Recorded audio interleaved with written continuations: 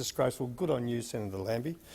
Now, Mr Acting Deputy President, I've got a couple of things I want to talk about today, but the first one I want to bring to the attention of the chamber, and I think it's a magnificent timing of this because we've sat through this Senate chamber in the last couple of weeks debating the Transport Amendment Bill, and you've all heard my thoughts around shipping and foreign flags of convenience.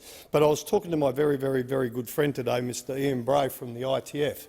Ian and I go back many years, and proudly I say at every forum I stand in, Ian is a mate, Ian is a comrade. We have stood together shoulder to shoulder on battles on the waterfront in Western Australia.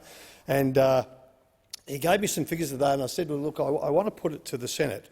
So the International Transport Workers Federation operate a global inspectorate that looks after the welfare of the international seafarers.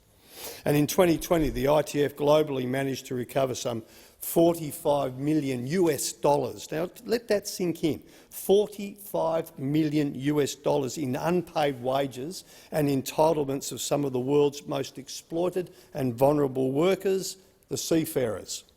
The world relies on seafarers, as we know as an island nation, to keep the global economy afloat. And I do ask to be excused for the pun. And this is how they are treated. Now, the Australian Inspectorate of the ITF operates with a team of 5 full-time employees. This team of 5 attempts to hold ship owners to account, particularly the ship owners that hide behind the flags of convenience nations. In 2020, the Australian Inspectorate of the ITF conducted no less than 512 inspections around Australia and recovered $2 million of stolen wages for international seafarers. In 2021 to date, the Australian Inspectorate of the ITF has conducted no less than 211 inspections nationally and has already recovered $2 million that's US, in stolen wages.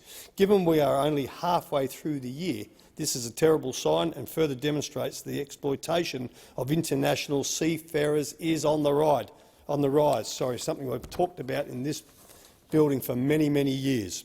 I'm also informed that the ITF Australian Inspectorate has identified a further $57 million of wage theft and other entitlements that they are currently trying to resolve with 3 companies. Now, hear me out. $57 million, 3 companies. Now, these companies are all preferred charters of Alcoa.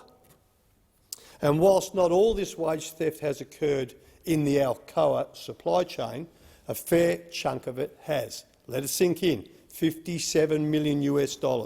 And I'll remind the Senate that Alcoa is the same company that used security guards to remove Australian seafarers from the MV Portland in 2016. I remember vividly, dragged out of their bunks in the dark of night, marched down the gangplank to be replaced by exploited foreign seafarers. Alcoa.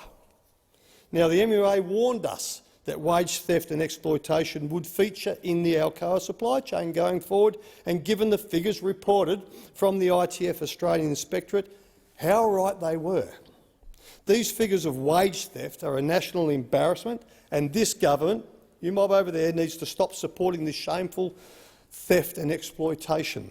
Companies like Alcoa need to take stock and re-employ Australian seafarers in coastal trade and, at the very least, take control of their supply chain and clean up this chronic exploitation and wage theft. Now, on another note, Mr Acting Deputy President, I now want to bring to the attention of the Senate